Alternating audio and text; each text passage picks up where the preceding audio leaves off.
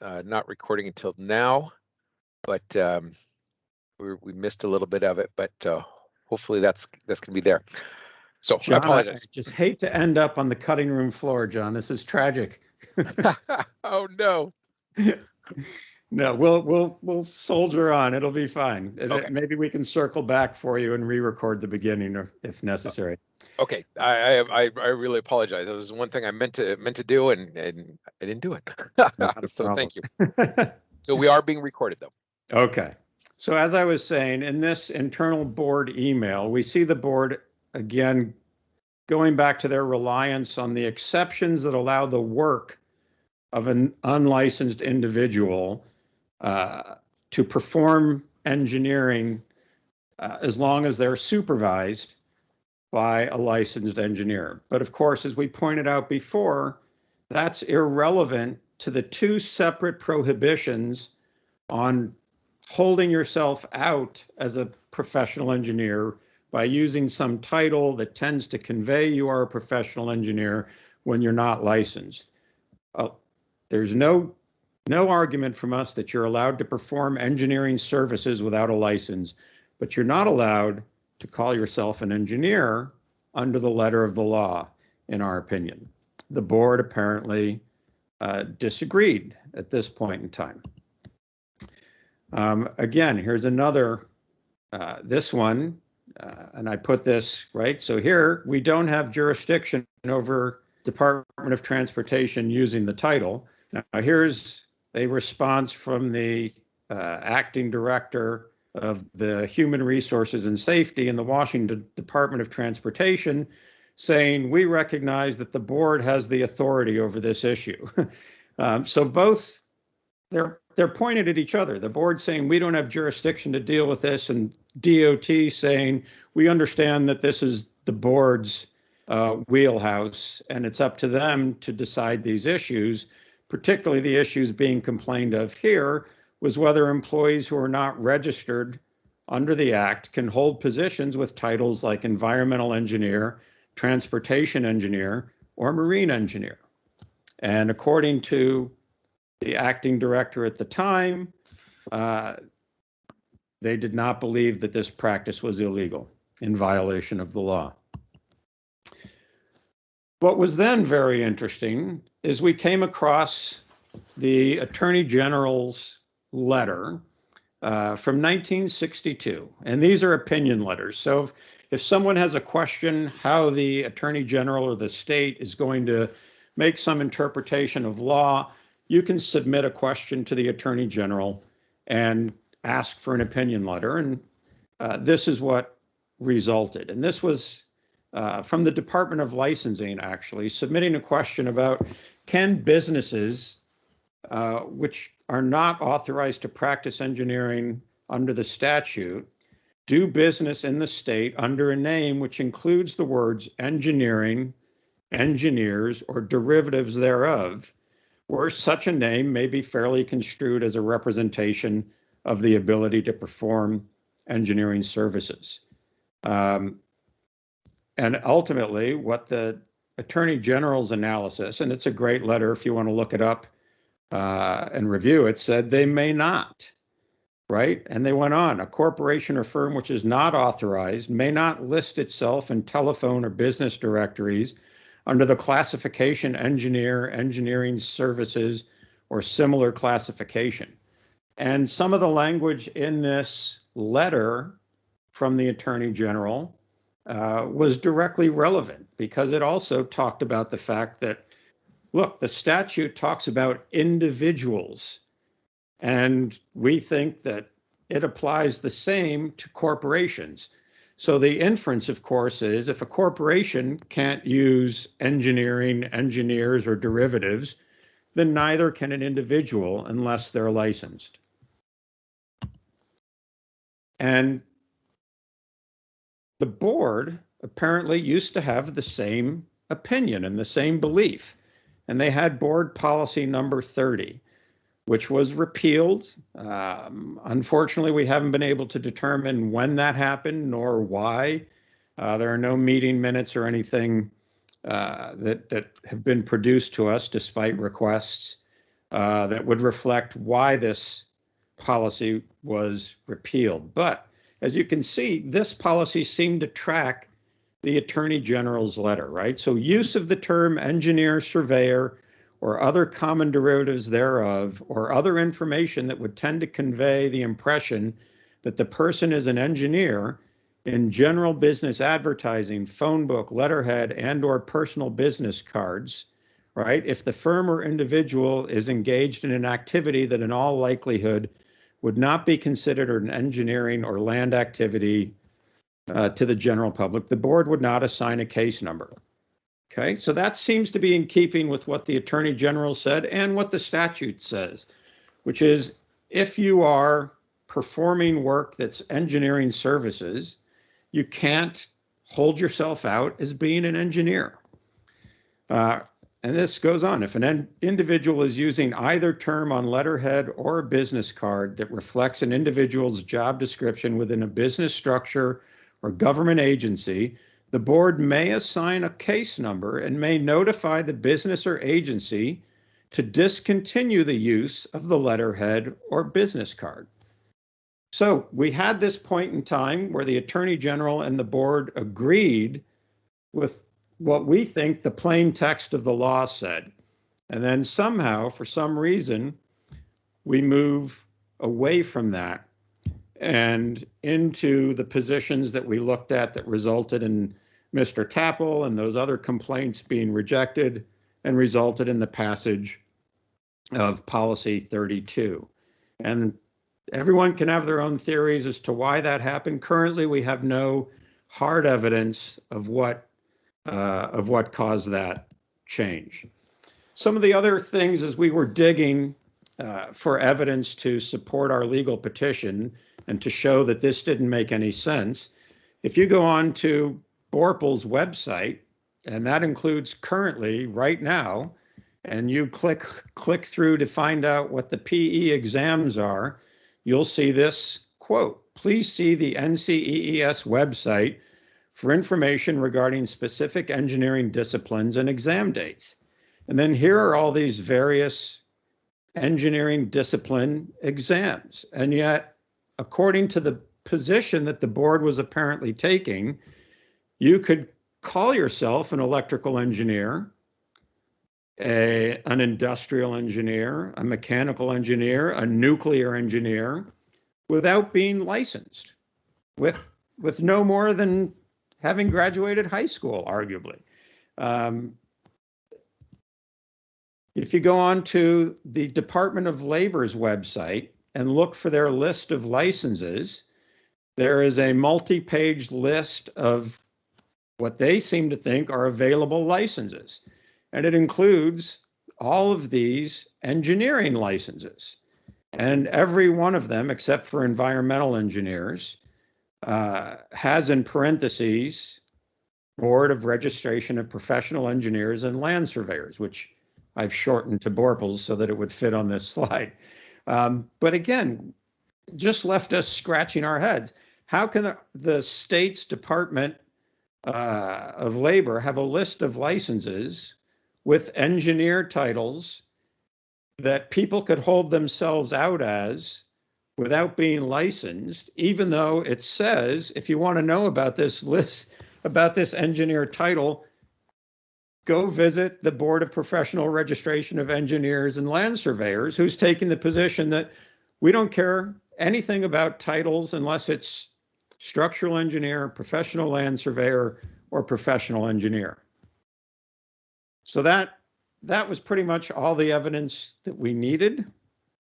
And well, I said that too early because we had more evidence, which was, of course, the fact that state agencies were one of the, in our opinions, primary violators of the law, and that they have hundreds and hundreds of individuals who are using the title engineer without being licensed, and that they are continually advertising positions that, you know, by their plain language, require engineering services, but don't require a professional license. And here's just one example for an assistant bridge asset manager, transportation technical engineer. And this is someone who's going to undertake the not very important job of assessing and determining the concrete bridge deck preservation needs and set priorities for WSDOT's bridge network. And this position will provide bridge deck repair and overlay recommendations. And do you need to be a professional engineer of any sort to hold this position? No, you have to have a high school diploma. You know, it would be nice if you had a bachelor's degree, but you do have to have a valid driver's license. So again, we're looking at all this information and thinking this just isn't right. And we certainly understand there were broader implications and arguments to be had about, does it matter whether WSDOT employs someone with the title engineer or not? That's a whole other debate that you can have. But what mattered to us for the purposes of our legal petition was that it seemed very clear that the law said it mattered and that the law prohibited both the board's position, the attorney general's position, the state's position, and the fact that all these agencies were employing people as engineers who were not properly licensed and were thus holding themselves out essentially to be professional engineers by using that title engineer, which, as everyone here probably knows, right, requires a certain amount of education, work experience, 2 different exams, requires you to achieve the level of engineer in training before you can call yourself, take the next exam and be an engineer.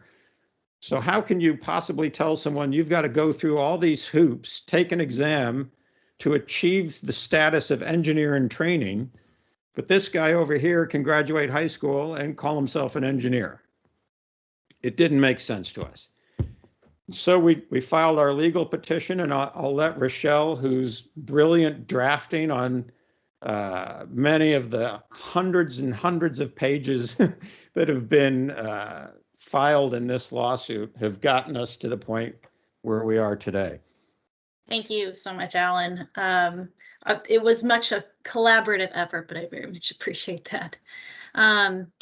So what to do next? We are at the position where the entity in charge of enforcing this law is refusing to enforce it in the way that it's written. And as Alan pointed out, the statute just could not be clearer in its prohibition of using the title engineer, which means under the statute, professional engineer. So we filed this petition back in 2018, September of 2018, almost exactly 3 years ago, which gives you a good idea of how quickly the legal system moves.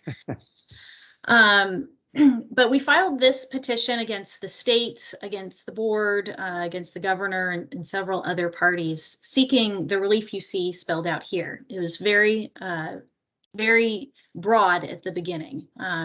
We wanted to invalidate policy number 32, which just clearly contravened the plain text of the statute. And we wanted to make sure that when BORPELS enforces the law moving forward, they understand that the act very clearly does not allow for the unlicensed use of the title engineer.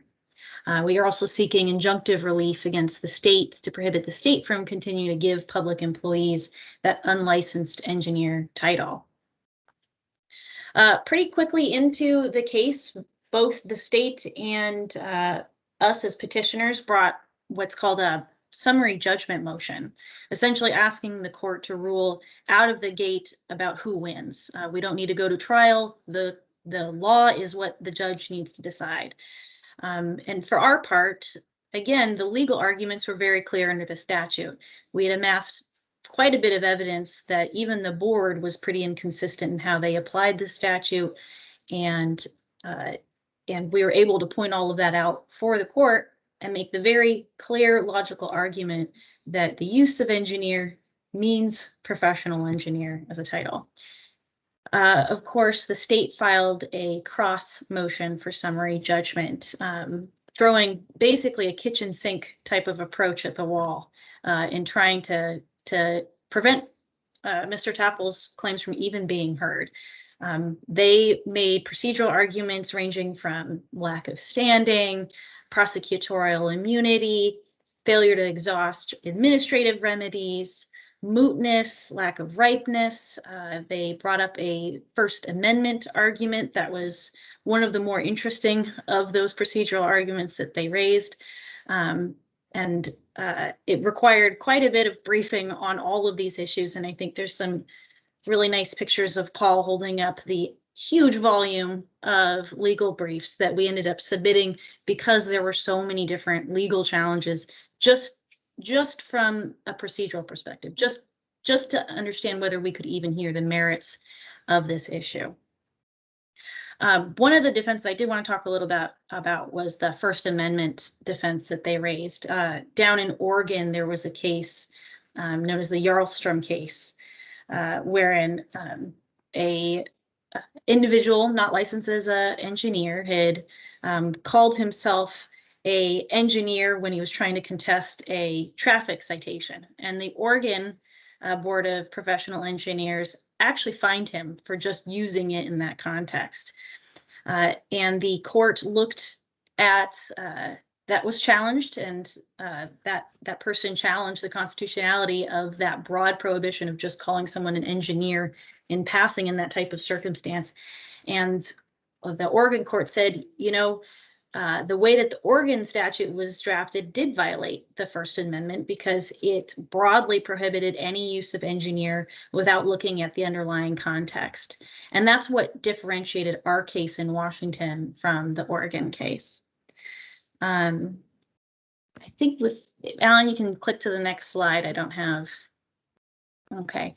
So, and you can see that how that came out in the board's position. If you look there at 12, they had submitted a declaration from one of the board members stating, you know, the board doesn't regulate every person who uses the title of engineer, for example, software engineers, essentially pointing out that if they were to impose this statute to prohibit it any time someone uses any form of the word engineer, it would apply to circumstances like this, where it's clear from the context that this person isn't purporting to be a professional engineer.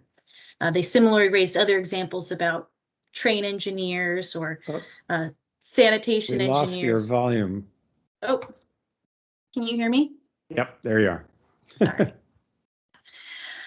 So essentially, they were making the argument that if the board or the state were to apply the statute as we were proposing, it would be unconstitutionally broad because it would be overly limiting on speech, the rights of people to freely use speech and that title.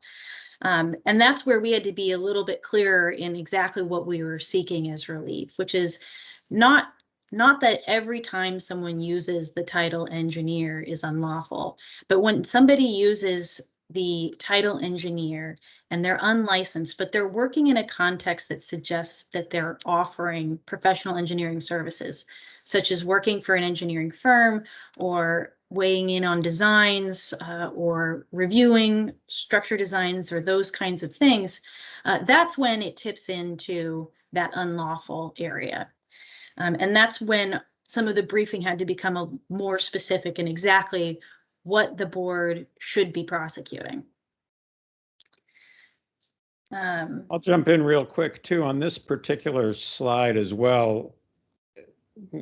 We found it interesting again that the board's position shifted seemingly once again. And now, instead of just protecting the titles professional engineer, structural engineer, or land surveyor, and by the way, this pleading that we're looking at was a declaration submitted under oath by a board member as evidence supporting the board's position. And right, the person said, the board licenses and regulates those who seek licensure in civil, electrical, mechanical, and structural.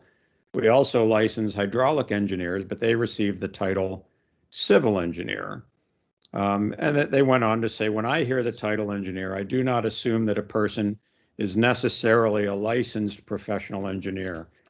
And I sure wish there was a way to see everybody and take a raise your hand if you agree with that, because we obviously, during the course of this lawsuit, we're in the habit of asking all sorts of people that, whether they were engineers or just lay people. And for the most part, everybody seemed to think when you hear somebody describe themselves as an engineer, they're a professional engineer. You wouldn't necessarily think otherwise, but maybe people who are licensed engineers do think differently, but you'll all have to answer that for yourselves.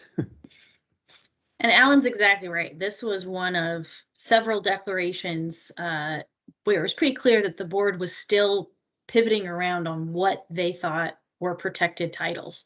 The list changed all the time about whether it was just civil, electrical, mechanical, and structural that were protected, whether that list might expand, it would narrow.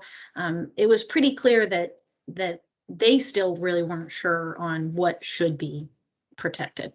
And that was part of our challenge to the court in explaining why this agency shouldn't be afforded any deference to their interpretation of the statute when they've been changing it fairly regularly. If you go to the next one.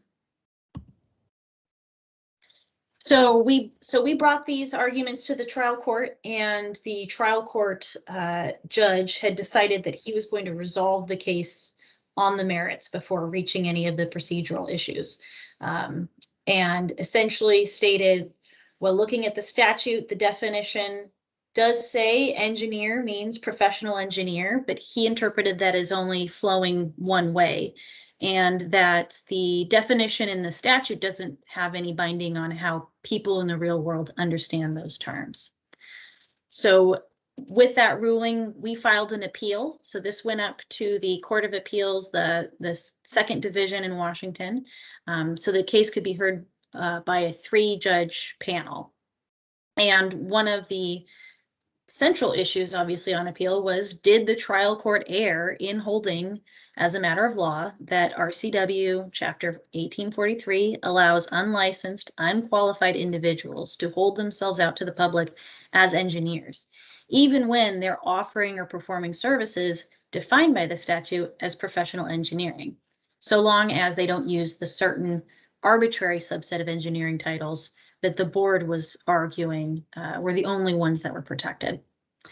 And that was heard with oral argument, and at the end, the court issued an opinion stating that while it tended to agree that the interpretation favored our arguments, it couldn't really reach that conclusion until it resolved some of the threshold issues. And one of the main threshold issues was whether or not Mr. Tappel had standing to bring this claim, and whether or not the state had immunity from this lawsuit.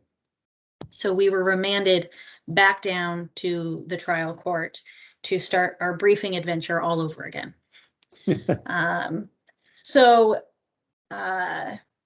the next Do you want to explain a little bit what standing means for the non-lawyers in the crowd? Oh, sure. So standing essentially is the legal principle that in order to bring a legal challenge, you need to have a vested interest in the dispute. So it requires essentially 2 components. One, that you have suffered an injury in fact as a result of the unlawful conduct of the other party. And then second, when you're challenging a law or rule, as we were in this case, the question is whether or not you were in the zone of interest of people that this law was contemplated to cover. So in this case, the state had argued that Mr. Tappel didn't have any interest as a licensed professional engineer to protect his own profession. And then it further argued that he wasn't in the zone of interest contemplated by the statute, which is the professional engineer licensing statute. But, you know, these were arguments that the Court of Appeals wanted the trial court to hear first, and remanded us back down to make those arguments. And part of the reason we were remanded on that issue is that standing is a jurisdictional issue, which means that the court really cannot enter, doesn't have any jurisdiction or authority to enter any relief until it decides that there is standing. So we were back down to the trial court to to start over. Right. So then we filed, we once again filed cross motions for summary judgment. And on this round, the court found, I believe is this the next slide? Well, the next slide is, again, another declaration submitted during those cross motions for summary judgment, which we also found very interesting. If I'm recalling, I think, again, I don't remember if this one was from a board member or this one might have been from an individual who was in the state equivalent of the Office of Budget Management or HR department. No, actually, based on my experience and time on the board. A reasonable estimate of the number of individuals in the state who use the title engineer without being registered is at least 100,000, is what this individual was saying, and backing that up by saying that the NSPE has conducted a study that said there were more than 100,000 individuals in Washington state who have the title engineer but are not licensed. And they were using this as evidence that, gosh, if you rule in favor of Mr. Tappel, this is going to open such a can of worms that you can't even believe it. There's way too many people to put this back in the can now. Essentially, like, right, too many people are in violation of the law for you to change that now. So we found that to be an interesting argument, and we tried to use that to our advantage, saying this, right, the statute says for the benefit of public health, safety, and welfare, you can't call yourself an engineer if you're not licensed. And here is the Attorney General and the board saying there's more than 100,000 of these people using the title without being licensed. So we thought that was interesting when that arose during the case. And fortunately, courts are not very persuaded by the argument that they shouldn't have to follow the law because it's difficult to do so. Right. So we had re-argued these issues at the trial court once again with a different judge, and she entered. Sorry, I don't have the slide deck in front of me, so I don't know what's coming next. I'm guessing. So then she entered relief in our favor, and in fact, the judge ended up signing the proposed order that we presented, essentially granting all of the relief that we are requesting. So that included dismissing the state's arguments that there was no mootness, standing, immunity, or lack of jurisdiction issues, finding that there was no procedural issue with her hearing this case, and then entering declaratory judgment against the state and the board, the Attorney General, effectively that their current enforcement policy and their de facto rule of only regulating, sorry, I'm following the pinpoint too. Their de facto rule regarding the unlicensed use of the title engineer is unlawful and was inconsistent with the plain text of the act, and that the use of the title engineer or any variation thereof is unlawful when used by someone who engages in the practice of engineering as it is defined under the statute, or who works within an agency, organization, or business that engages in or offers engineering services if that person is not a registered professional engineer, because under those circumstances, the title necessarily tends to convey the impression of licensure, which is prohibited under the Act. They also entered judgment for injunctive relief against the states, enjoining the state from allowing the employees to use the title engineer in a manner that violates the Act's requirements as set forth above, and effectively granting everything that we had requested up to that point. Right. So what's next? Well, a lot of things probably simultaneously and concurrently will be going on in the coming days, months, and likely potentially years. Right. So the first step is the next appeal, which the state attorney general and the board have already filed their notice of appeal. So they've triggered that process, and I'll let Rochelle talk about that again. Yeah, so the Court of Appeals process is a lengthy one, which is part of the reason that although we filed this petition back in 2018, we're only now just finally getting another decision. So the process essentially goes as this. The other party had until November 18th to file certain documents with the Court of Appeals to essentially send up the lower court record. That triggers the Court of Appeals time. The trial court's deadline to try and get the transcripts from the hearings sent up. So they have until January 18th to send up all the transcripts from all the hearings. And then once those transcripts are sent to the Court of Appeals, then the state will have 45 days to file their opening brief. Then we will have a chance to respond in 30 days. And then 30 days from then, the state will have a chance to file the appellate brief, their reply brief to our opening brief.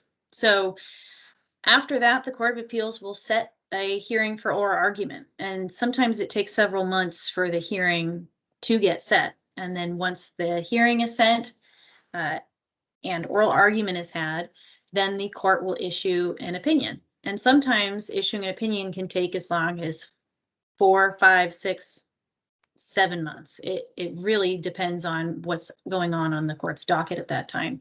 And for that reason, we're seeing the time from filing the notice of appeal to having a decision can range from 18 to 24 months. So it is taking a very long time for the Court of Appeals to go through that entire process. Speedy justice.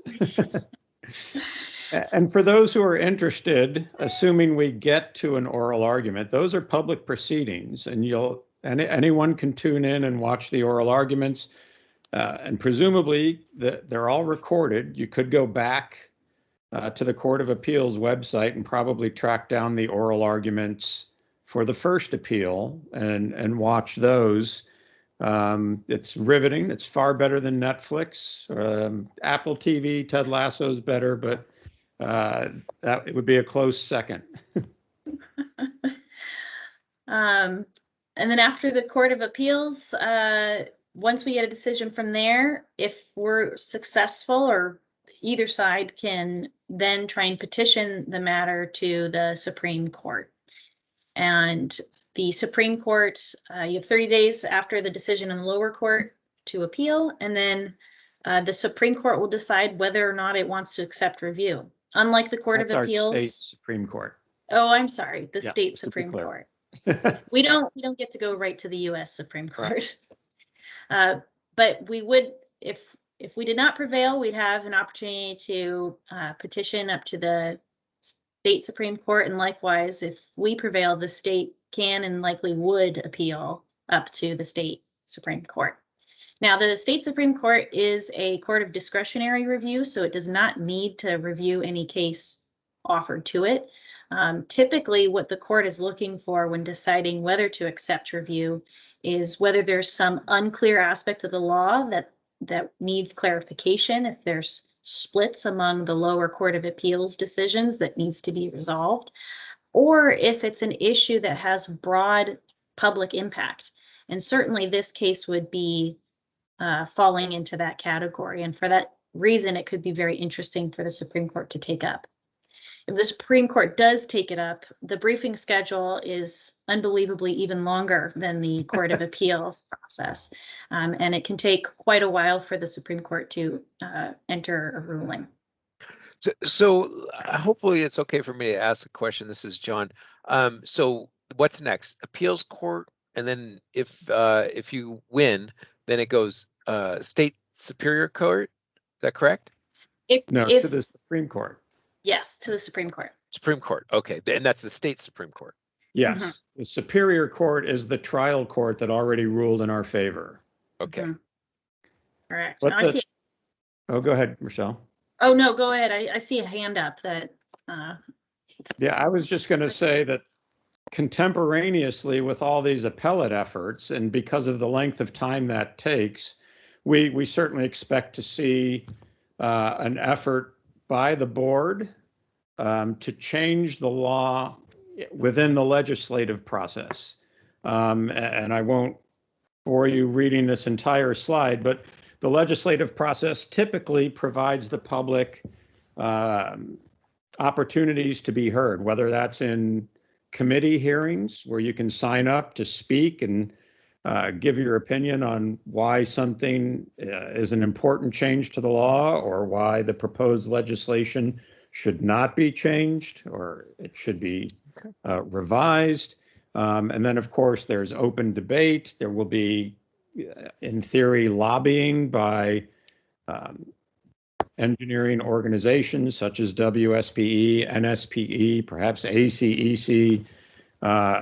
You can, of course, imagine organizations like Boeing and other private companies will have their lobbyists saying, look, we want to continue to be able to call our employees engineers. And that gets into the whole industrial exception issue. And there are different ways to look at that, but certainly the way the law is currently drafted does not allow us to differentiate between whether you're working for a state agency, for Boeing, or for an engineering firm. It's just across the board. If you're improperly using the title engineer while performing the work of an engineer, practicing engineering, you can't do that. And so we know that the board is already working on legislative changes to the law, and we've gotten from their last meeting, or leading up to the last meeting, some of the proposed changes that they're thinking about making, and it's trying to codify, change the law to support the position that they held prior to immediately prior to our litigation. So in other words, the policy 32 version of the law, which is, as you can see here, only persons registered as a professional engineer under this chapter shall be entitled to take and use the titles professional engineer, licensed engineer, registered engineer, or structural engineer, or any combination of those titles or abbreviations thereof, or any branch titles of engineering in which the board issues or has issued licenses as defined by rule. Use of the term engineer by itself is generic and not regulated. And this is proposed to be a brand new insertion into the law.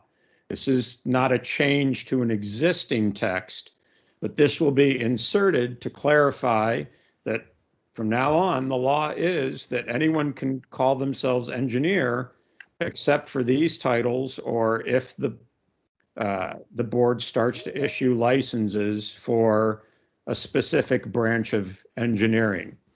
And they have alternative language as well, which achieves the same result. So, Alan, I just want to interrupt you for just a moment here. We are getting near the end, so I was hoping we could wrap it up fairly quick. And then I noticed slide, John. Okay, perfect. And then I noticed that we have some questions. So for people who are able to stay on, let's go ahead. Hopefully you can find the raised hand button and use that. And we'll call on, I think it's Ken McGowan is first. Hey, Ken.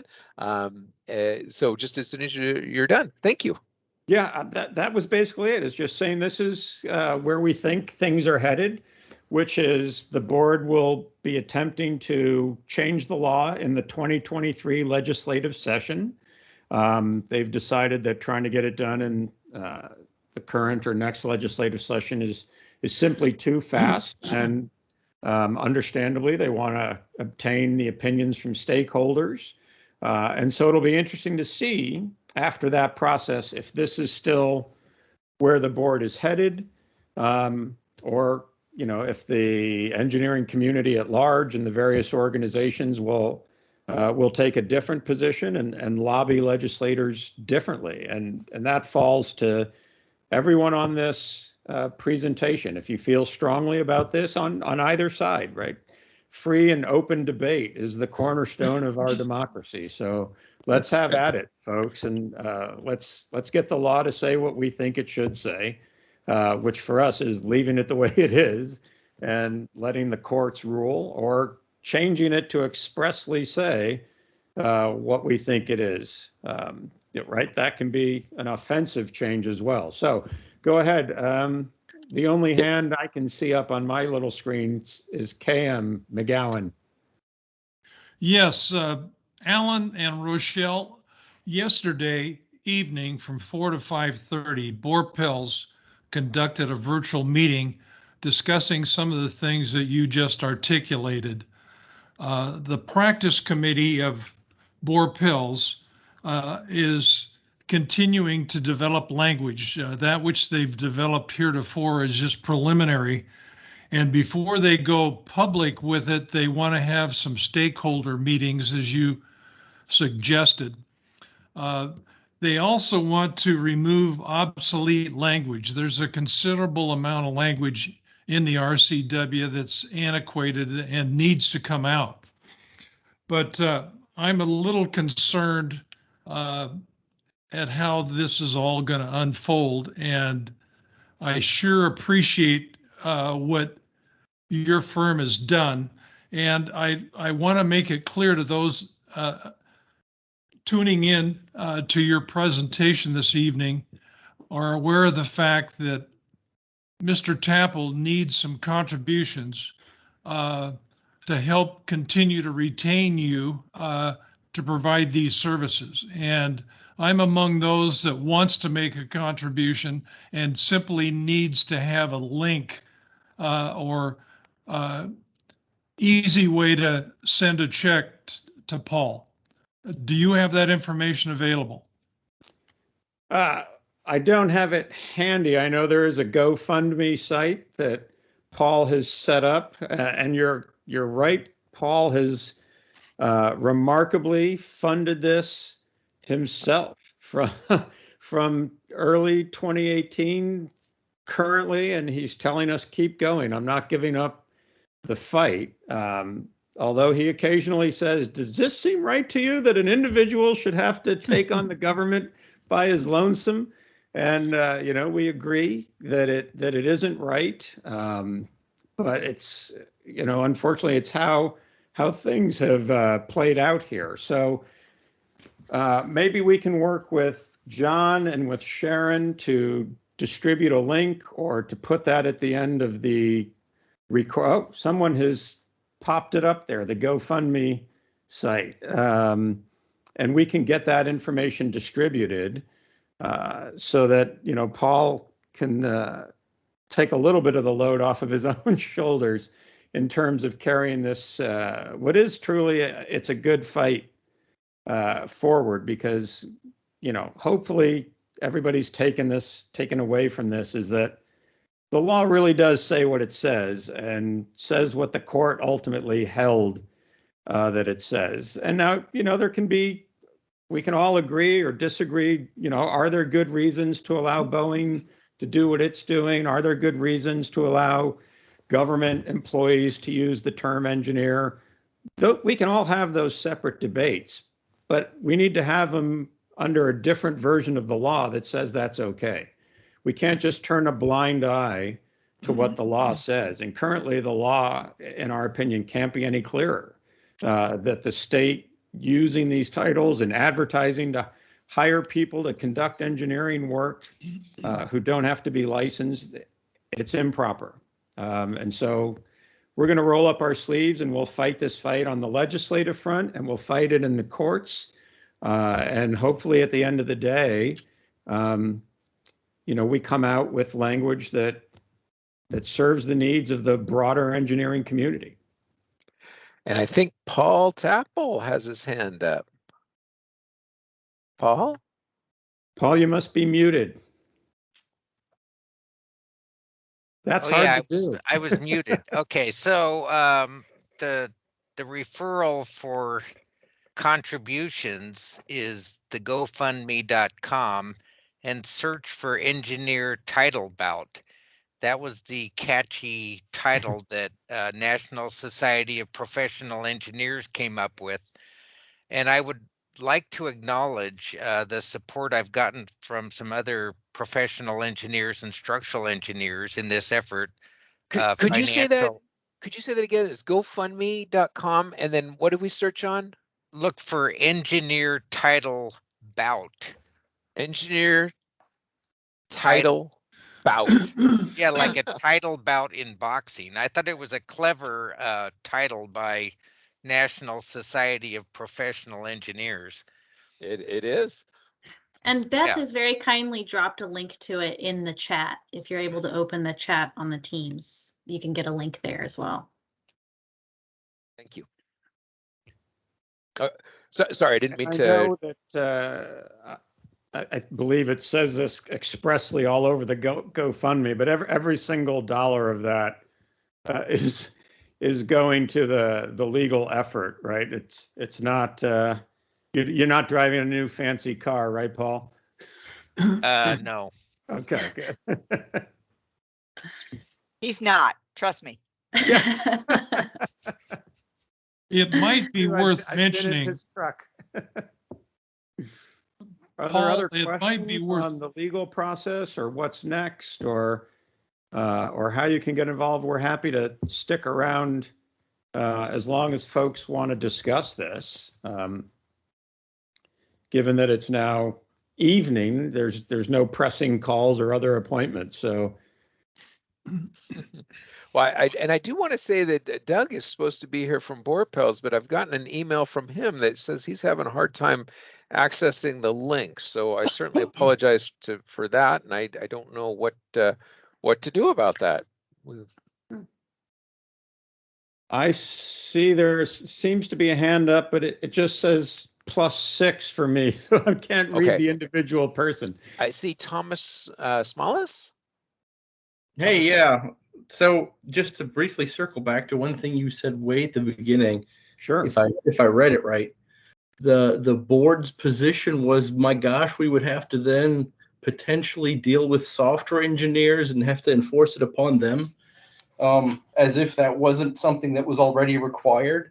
I found that kind of funny, since software engineering is an actual official engineering discipline and is licensed in many states, and there was an exam that was available for a while. Right. And in fact, that's going to become more of an issue, because in the future, failure of properly designed software systems will be the damn failures of the previous century.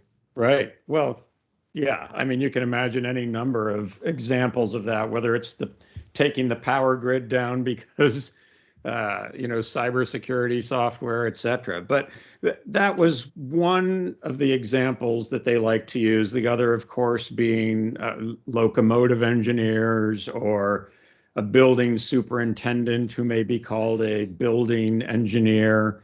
Again, trying to bring our fight kind of within the parameters of the Oregon battle, which is you can't just wholesale preclude every use of the term engineer.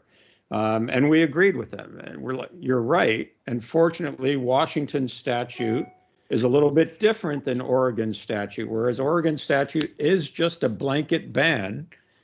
We believe that the way the Washington statute is drafted is that you have to go through kind of a flow chart. Is the person holding themselves out as a professional engineer?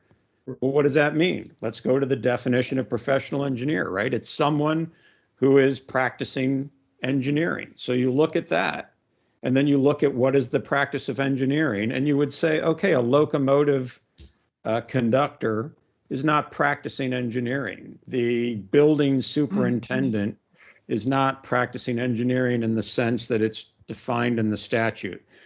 So we felt confident that the way the Washington law was drafted, we weren't running afoul of that overbreadth, and particularly that First Amendment argument that you're precluding protected private speech. So that's how we attacked that issue, as well as saying, P.S., the government giving people illegal titles is not protected speech at all, because the First Amendment says that government speech is not protected under the First Amendment. So we said you can't rely on that either. So Thanks. absolutely. Let's see, Paul, did you have something else? I see your hand is still up. Is there anybody? Paul, did you have anything more? No. Okay. Is there anybody else who has questions? I don't see anybody else. Thanks for asking that, Thomas. I was wondering what happened with the train engineer and the software engineer, and it seems like those are kind of handled two different ways. I mean, I could definitely see how a software engineer working on the working for automated cars or something like that. Yeah, we would probably want those guys licensed. Right. But the train engineers, that has a long and proud history of being called engineers. So that one, I don't know, maybe they have their own program to become a train engineer, which isn't quite the same as ours, but it Right. allows them to carry that title. So, any other questions? I sure wish we had Doug on here who could kind of tell us a little bit more about what's going on. But Ken, thanks so much for bringing in what BORPELS was doing yesterday, and we'll go from that. If there's no more questions, then John, can I make one more comment? Yes, please. During the 1980s to the mid 1990s, the Washington Society of Professional Engineers had a very active committee that met once a week on this issue of Boeing engineers, WashDOT engineers, and we brought out our most senior people. I was one of a half a dozen individuals that served on this committee that hoped to revise the state registration law. And as much as we worked and met, we were overwhelmed by those two entities and couldn't convince the legislature through the Architect and Engineers Legislative Council that we had a sufficient case. But I thought that might make a little bit of difference, Alan, that we've tried to fight this battle many years ago and we're unsuccessful in so doing. Well, that's why the two-headed approach maybe is the way we finally get this across the finish line, right? Because now we're tackling the issue from a position of greater strength because we've prevailed in the courts, even though that's all temporarily on hold during the appeal. At least, one can argue that the writing might be on the wall there. And so now the lobbyists will come out, and obviously, the Boeings and maybe it's going to be Amazon, who knows? All the private employers that employ folks who are using the title engineer may decide, yeah, we need to throw in here and get our lobbyists to start calling the legislators and telling them that, we need to have a change to the law. But the key will be, what does that law say, right? What's the language so that we're not back here in 5 years arguing about, well, the language says this. And so it's important that WSPE, NSPE, ACEC, all these organizations, the structural engineers, right? Get your voice heard, get your input into what the change in the law should be. And part of it's going to be tackling this whole issue of what do we want to do about engineers in private industry who are working for Boeing, who are working for Amazon, who are working for other manufacturers who aren't licensed, who are using the title, right? There are two schools of thought on that, right? One is the industrial exception, which is what that's called, should remain in place, and that's fine. And there are reasons for it. And then the NSPE is against the industrial exception, and they say it goes too far. And if you're using the title engineer, you ought to be licensed. We all, not we, but the proverbial we on the other side of the camera here, you all worked very hard to be called engineers and to get that title, and you pay dues on a continuing basis to keep that title. And it doesn't strike me as fair that others can just come along and use it. I wouldn't want someone who just graduated college to roll into town and decide to call themselves a lawyer. without having taken the godforsaken bar exam. You know, so there's elements of fairness, but then there's also, right, the real reason behind that is, you know, can we have as much faith and confidence in someone who isn't a licensed engineer, but who's using the title? And is there the danger that they can mislead someone? You know, because obviously right now, by the board's interpretation, I could just get tired of practicing law tomorrow and say, well, you know what, I'm a geotechnical engineer this week, and I'm going to go around to my neighbors here on Bainbridge, where we have lots of rain and slopes, and I'm going to start giving people advice on what they can do to secure their house from sliding down a hill. I don't think anybody wants that, but I can do it. You know, that's the problem, right? That's where we get into the law says what it says. And, you know, obviously that's probably a slightly unfair example, because I'm sure if the board got wind of that, they would in fact send me a cease and desist letter. But the positions they've taken in the litigation indicate that they wouldn't, right? You know, on one hand, they say we're only going to go after these specific titles, and geotechnical engineer was not among them, nor was it among the listed proposed legislation. So, you know, there is work to be done, and it seems clear to me that the board wants to make the law what its position has been all these years since it changed the original Attorney General in Policy 30. And so it's incumbent on anyone who doesn't think the law should be that to make sure their voices are heard. Go to those BORPEL meetings virtually, write to the board, write to your legislators, and then obviously, hopefully this will start to get a little more public attention once it enters into the legislative session, and folks can go speak at the committee hearings, and then get your organizations to lobby for what you think the law should say.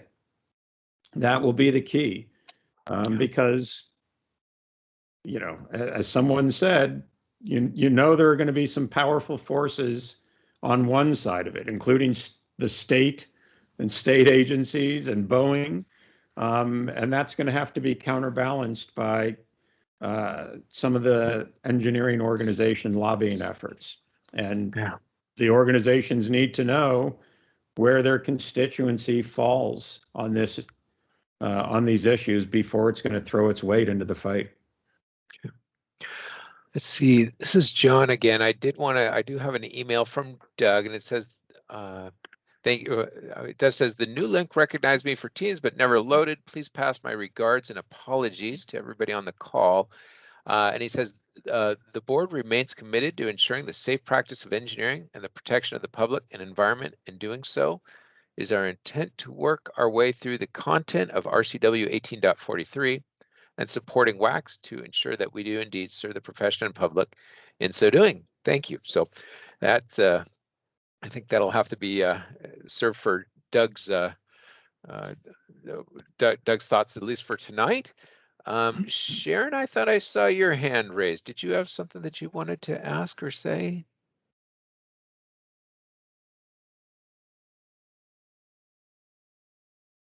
She's on mute. Hi, it's Sharon. And I sounded so good when I was on mute. well, now you're practiced. Yeah, there you go. Now I'm going to mess everything up. But I just wanted to make sure to express our thanks that you guys did this presentation, Alan and Rochelle, and of course, Paul and all of his efforts. And there's others out there that have been helping and supporting and you know, really helping this to move along. It is a long haul, and I think it's just really wonderful that we've got the opportunity to have people to be engaged in this and to have some background and knowledge and to understand some of the nuances of what the law is and isn't. And we'll see where it all leads. But absolutely, we got to keep ourselves engaged in the process and attending those board meetings and helping to share that information out there. Ken's been doing just a great job trying to do a lot of our public involvement things. So please, if anybody's interested in doing helping out WSPE further, please get in contact with Ken McGowan or myself or John. This is a lot in front of us. So, but we can do it. We need to be out there, and it is for public safety. One other key stakeholder will be Van Collins at ACEC.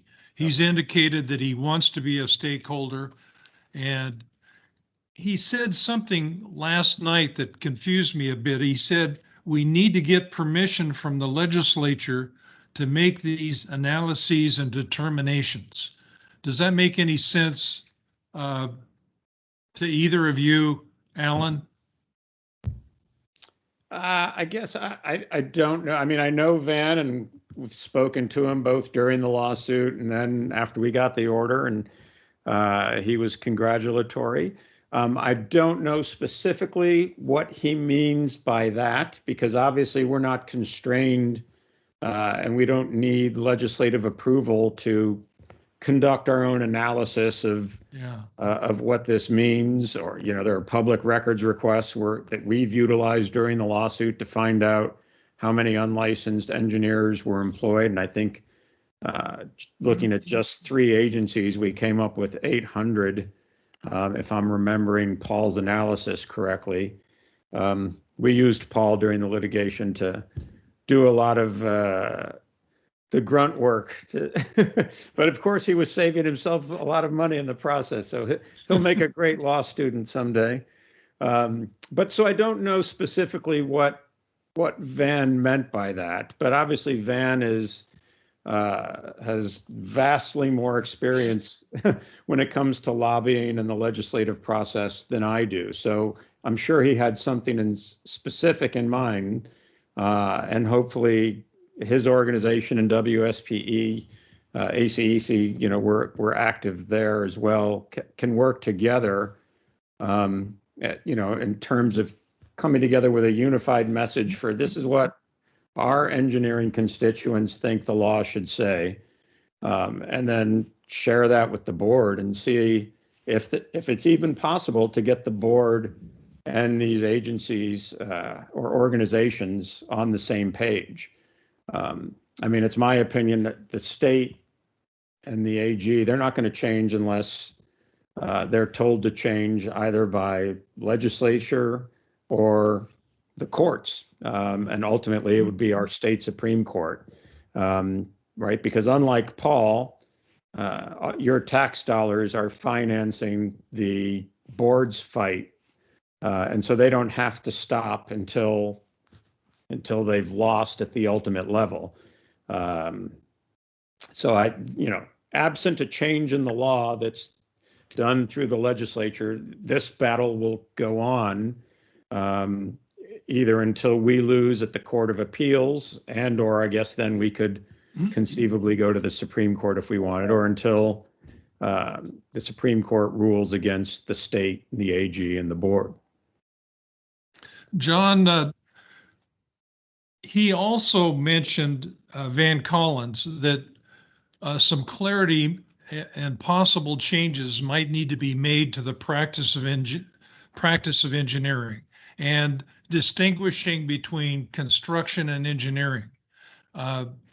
Anyway, that could be held for another day, but I just thought I'd mention that in passing.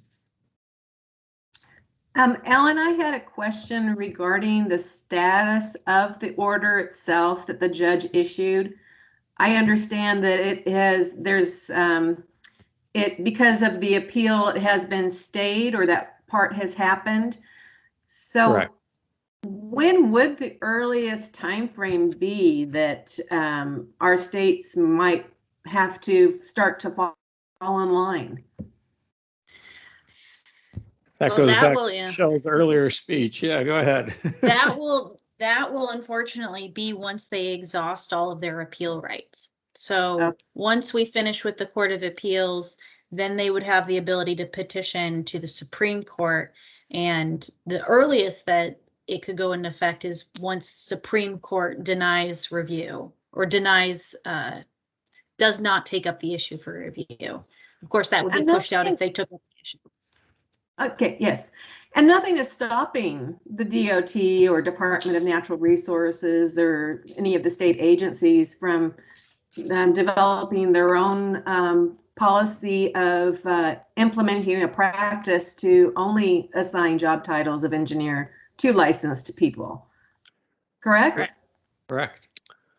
No reason that they can't be called transportation technician, traffic technician, come up with some fancy term that doesn't imply that you've gone through all the work, schooling, testing that all of you have. That's been our position all along. Is this isn't hard to comply with. You just go into the computer, change people's title. I mean, what are they going to complain about? Like, you're not an engineer. Don't complain to me. Go take your exam and then come back and we'll give you the title engineer and a raise. One of the arguments we hear, Alan, is that state agencies like to use the term engineer rather than technician or designer because they're under pressure to pay these individuals more money. And by inflating their title, they can do so. And no doubt you've heard this argument made before, not only within state agencies, but within the Boeing company. That didn't come up during the course of the litigation.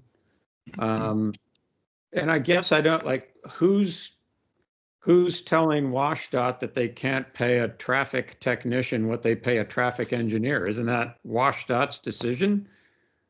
I guess I struggle to see the validity if that's the position they're taking, because it just seems to me they can say, no, this is what we pay traffic technician level 1.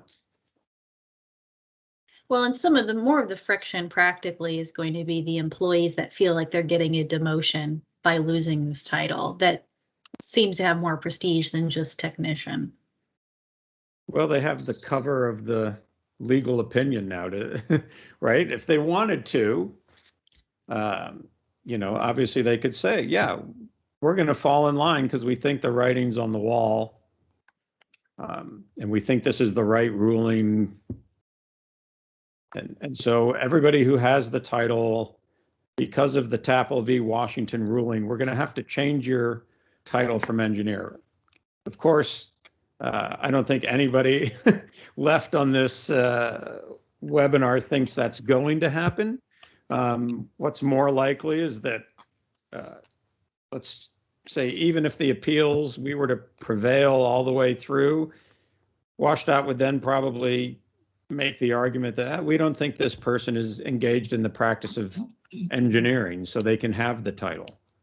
So even if we do prevail, there are still battles to be had in terms of, will the board properly enforce either the new law passed through the legislature or what the court tells them the law should be if the Supreme Court upholds our victory at the trial court. So that the fight is long from done, I'm afraid. But at least, our goal was to say, all right, going forward, if the board makes these decisions, we at least are all operating from the same understanding of what the law is, so that if you don't like how the decision comes out or they decline to prosecute, then you can appeal that decision within the the board procedures and the Administrative Procedures Act. And presumably at that point you would prevail because the law says what it says.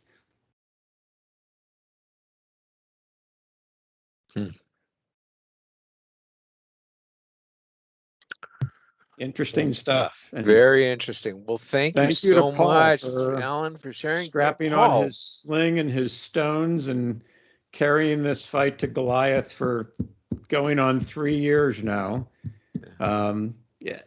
in the face of what would seem insurmountable odds to many, he kept going even after losing in the first trial court round, and now here we are, somewhat more in the driver's seat. So good job. Thank you, Paul. Well, if there's no more questions, I think we'll go ahead and call it then. We're about a half hour past. Thank you. Thank you so much for our speakers. Now, I would love to give you some Theo's chocolate. I'm gonna have to run it down to your office to do so. If we were meeting together, we would have that for you. But this is just so interesting.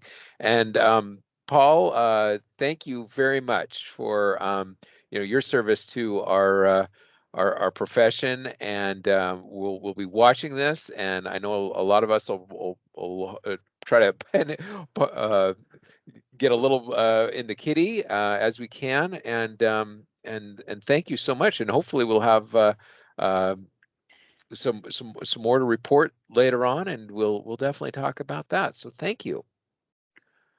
Okay, Thank you. everybody. Yep. Happy Good night. Thanksgiving. Happy Thanksgiving. We won't meet for December, and I hope to see you all in January for I think we'll hopefully have a really good program then. Still have to set it up, but thank you so much. So everybody take care. John. Thank you, John. Thank you.